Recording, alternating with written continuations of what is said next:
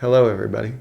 On today's Fireside Chat, we're going to be discussing something very cool and different and unique, and it's happening right now. We've got Jay Green. This is Jacqueline Green, the best SEO person on the planet, and we're going to be talking about the latest SERP changes. If you don't know what SERP is, hop on to the next podcast. This is going to be really fun. There's been some updates that have come on. What's up, Jay Green?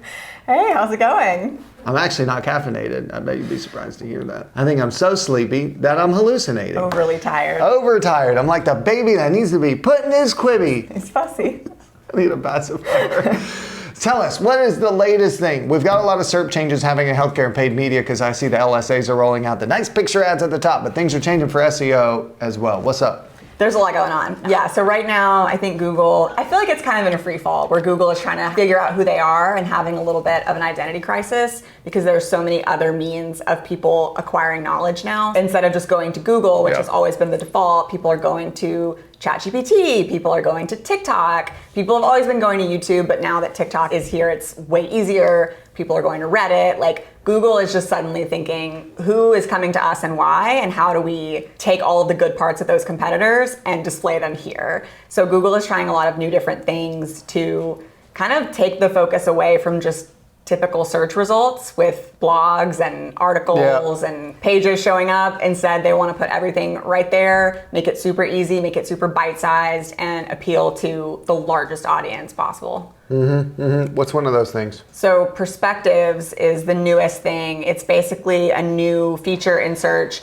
which is primarily on mobile. I don't know if it's really on desktop fully yet, but it's definitely happening on mobile. And basically, it's kind of like a TikTok feed. The goal of it is to show users perspectives from real people. So instead of showing the very SEO-ified branded results that you would normally see in the SERPs, you're seeing little videos, links to Reddit posts, some links to Twitter. Basically showing, here's what people think about this topic, here are how other people answer this question. It's coming up a lot for like how-tos and should I do this or comparisons. It's not quite as applicable for healthcare right now, but I definitely think it's going to be because it's reflective of how people are searching. Healthcare is usually just last because Google has to play it safe, right? That too, yeah. Except with their pixels. I've seen TikTok little videos also and Twitter/X now. So it's like, what do people think? So Google's getting comfortable linking people out. Yeah. I guess they kind of always did, but you could tell over the last few years they were trying to keep more people on the SERP through the snippets and everything else, right? Yeah. And how does AI play into this? Because AI is answering questions, but this is very much a what other people are thinking in different channels, and then you're linking out. This is different than that. This is not the Bard thing. Yeah, it is different, and I think honestly Google is starting to see a little bit of why Bard is not maybe gonna work or maybe not work so easily. But they are trying Bard. It is still working. They're having some copyright issues, same as ChatGPT. They're having some issues with creators saying, this is exactly my content, why are you taking this? Which is what SEOs feared in the first place. So they are seeing some of that kind of pushback. And I think because of that, they're now trying to offer a very different but equally attractive result, which is, well, here's actual what real people are saying. I mean, if you think about it, it's still taking people's content. Yeah, just not crediting them. Yeah, and putting it in the SERPs. But it's sort of the other side of AI where it's still trying to answer questions like a human. It's just now taking literal humans instead of a robot acting as a human. But they're kind of doing the same thing, which is attempting to give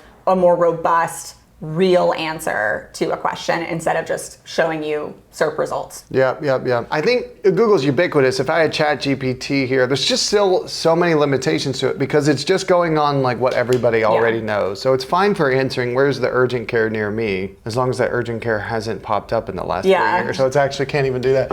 All right, good. So we chatted about that. What is this MedPal or MedMal? This sounds like medical malpractice. What is this? So MedPalm, I think is how you say it. Palm. Yeah. It's a large learning model. So it's Google's kind of approach to AI for medical queries specifically, which Google has been very vigilant, I guess, about trying to appeal to healthcare searches specifically over the past few years. So this has been something that they've been moving toward over a longer period of time. But so the newest kind of feature is they are attempting to roll out a generative AI model that is specific to medical queries. Kind of what we're seeing is Google is putting their AI tools through basically like licensing exams to become a physician and making sure that their AI can answer those questions as a way to provide legitimate, medically backed answers to real users' queries. So that if you search, I have these symptoms, do I have depression? Or my heart is racing, should I go to the emergency room?